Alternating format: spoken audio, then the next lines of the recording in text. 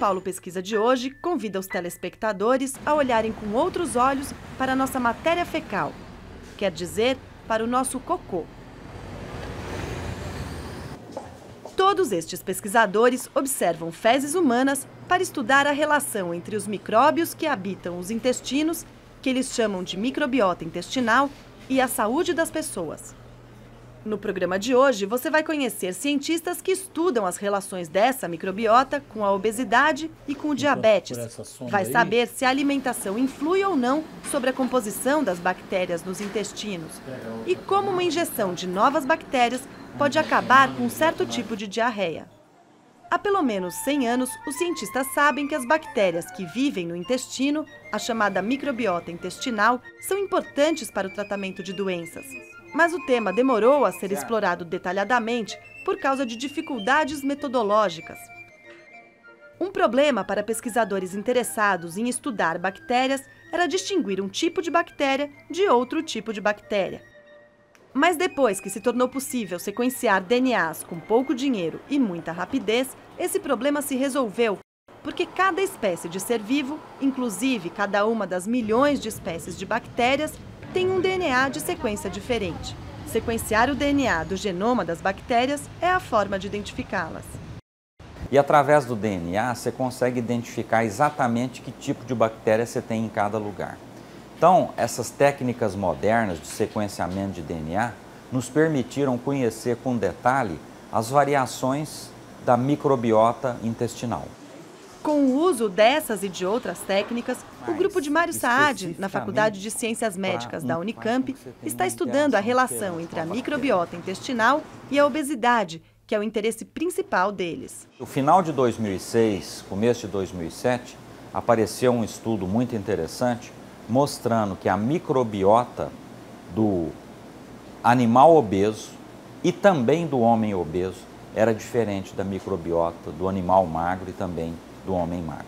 Nosso laboratório se interessou por esse assunto imediatamente que nós vimos esse aspecto. A questão primeira que apareceu aí é se a microbiota do indivíduo obeso ela é diferente da do indivíduo magro, exatamente porque ele é obeso, quer dizer, ele é consequência da obesidade ou não? Será que é por causa dela que o indivíduo fica obeso? O caminho que Saad escolheu para entender se a obesidade era a consequência da microbiota ou se era a composição da microbiota consequência da obesidade foi o transplante. Fezes de camundongos obesos foram parar no intestino de camundongos magros. Você pega um animal obeso, pega a flora dele, quer dizer, você extrai aquelas bactérias das fezes e transplanta isso no animal magro. Ele começa a engordar mais do que o parceiro dele magro que não recebeu o transplante das fezes. Então, esse tipo de experimento, que você transplanta a flora do animal gordo para o animal magro e ele engorda, mostra que aquela flora ela é causa da indução da obesidade, que a obesidade está sendo induzida pela flora.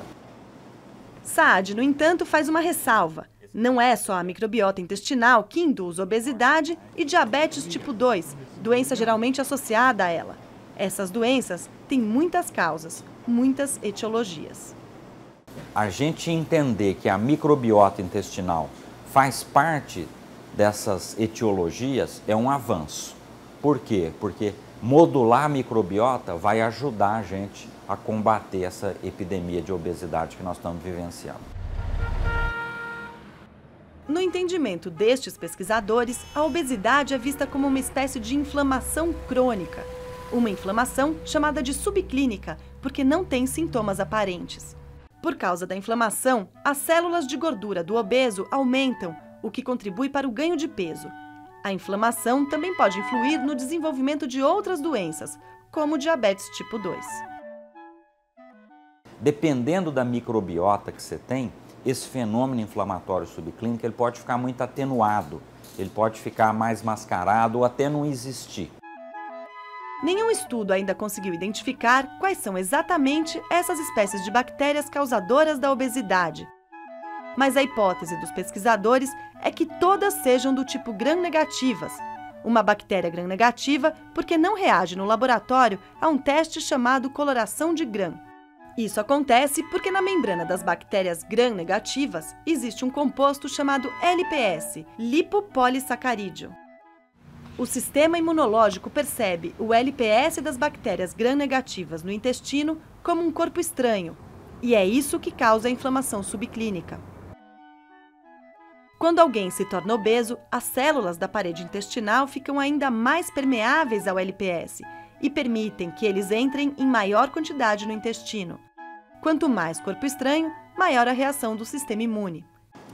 E as pesquisas mostraram também que quanto mais o sistema imune trabalha contra a presença da molécula estranha ao intestino, mais as células dos músculos, do tecido adiposo e do fígado ficam resistentes à insulina, e esse é um dos fatores que provoca o diabetes. As pessoas podem pensar de maneira simplista, então eu vou usar um antibiótico para acabar com a minha flora e vou melhorar da obesidade. Não é, o raciocínio não é simplista assim, porque quando você usa um antibiótico, você pode exterminar uma parte daquela flora, mas outra flora vem em seguida, mais resistente àquele antibiótico. E, em geral, o que a gente observa é que essa flora que vem depois, ela causa mais malefício do que benefício. Então, o que nós temos que aprender é modular essa flora de uma maneira benéfica. E o que é interessante é que tudo que a gente diz que é vida saudável, modula a flora de maneira positiva. A criança que é amamentada pela mãe no primeiro ano de vida, ela tem uma flora mais saudável. Ela praticamente está protegida de algumas doenças no futuro por ter uma flora saudável. Outra coisa, se fazer uma dieta balanceada, que não tenha muita gordura, isso também favorece você ter uma flora mais saudável. Então, as coisas têm um paralelismo tão grande que aparentemente um estilo de vida saudável acaba te dando uma flora saudável. A bióloga e doutora em genética Fernanda de Passe integra a equipe do professor Mário Saad. Atualmente, Fernanda está encarregada de estudar se a mudança na microbiota, causada pela inoculação de verme no intestino de camundongos, faz com que eles engordem ou emagreçam, se faz com que fiquem mais ou menos sensíveis à insulina, que é o hormônio afetado pela pessoa que sofre de diabetes tipo 2.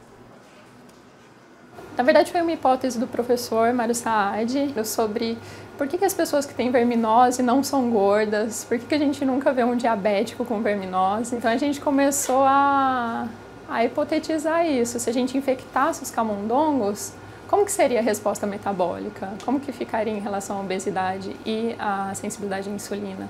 E deu certo, a gente viu que realmente essa modulação da microbiota faz com que ele fique protegido mesmo contra o ganho de peso.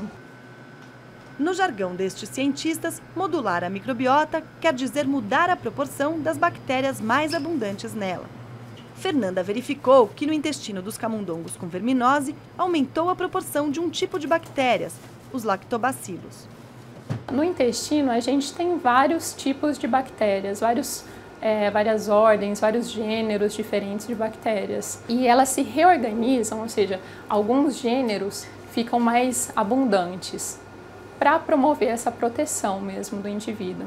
Nesse caso dessa infecção, a gente viu que os lactobacilos estão mais abundantes. Então, teve um crescimento de mais ou menos 60% de lactobacilos. Não é exatamente o verme, propriamente dito, que faz a modulação do metabolismo e faz com que a pessoa não engorde.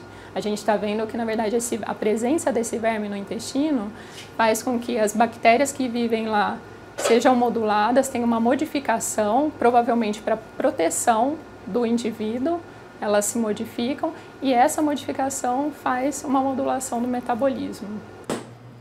Ele ficou protegido contra o ganho de peso porque a presença do parasita fez crescer o número de lactobacilos no intestino. Os lactobacilos são bactérias que diminuem a inflamação do metabolismo. O indivíduo menos inflamado fica mais protegido contra a obesidade.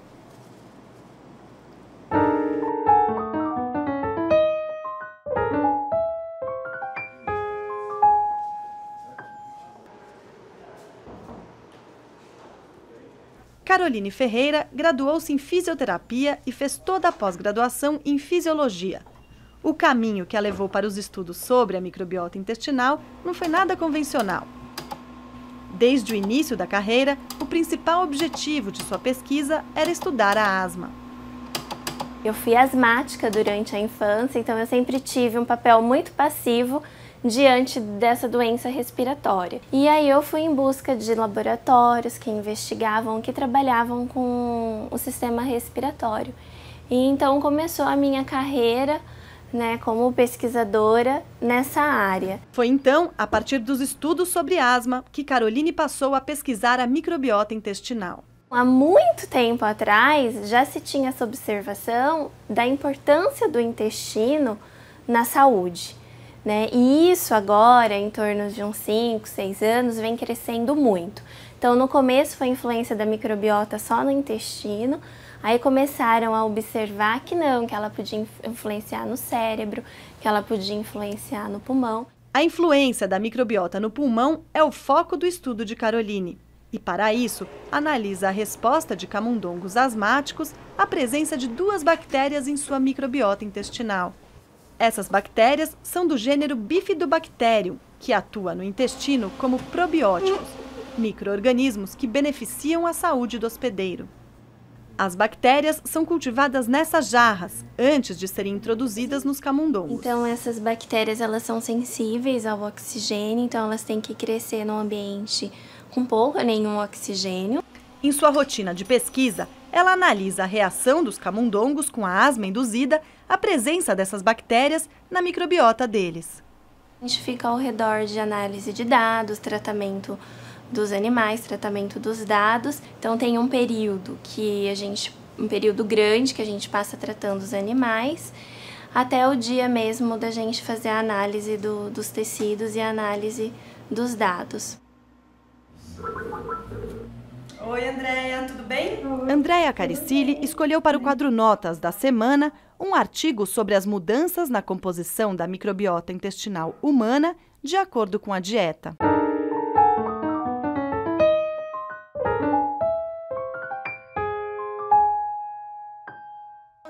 Andréia trabalhou com a equipe de Mário Saad nos estudos sobre a microbiota intestinal e agora está desenvolvendo parte de seu pós-doutorado, realizado na USP, na Universidade de Harvard, nos Estados Unidos.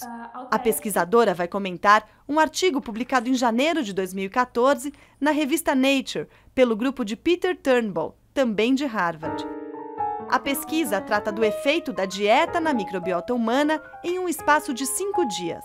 Outros trabalhos que fizeram estudos observacionais sobre a microbiota intestinal de acordo com o padrão de dieta levou em conta um espaço muito maior de tempo, de várias semanas a meses. Então não se sabia ao certo quanto tempo levava para a microbiota intestinal ser alterada. O estudo analisou 6 homens e 4 mulheres com índice de massa corporal considerado normal. Uma parte recebeu uma dieta vegetariana e outra parte uma dieta considerada de origem animal, então basicamente carnes e queijos. O grupo submetido à dieta vegetariana apresentou uma maior concentração de moléculas capazes de modular a microbiota, o que leva a menos ganho de peso e mais sensibilidade à ação da insulina, por exemplo. Na microbiota do grupo da dieta de origem animal, aumentou a presença de bactérias resistentes a ácidos biliares, que têm um papel importante no controle das populações microbianas no intestino. Havendo essa resistência a ácidos biliares, então algumas bactérias que anteriormente não se adaptavam a esse nicho passam a se adaptar. Então quer dizer que a dieta, a interferência do ambiente, altera sim a composição da microbiota. É um fator muito forte, porque muito se discutiu sobre o quanto era mais forte a interferência do ambiente em relação ao genótipo, né, a composição gênica do indivíduo. Isso realmente acontece, é um componente importante a se considerar, mas diante das evidências mais recentes, parece ser um fator menor em relação ao componente ambiental. No próximo bloco, a pesquisa sobre a microbiota das pessoas deixa os laboratórios dos cientistas, vai parar nos consultórios médicos e vira assunto de política pública.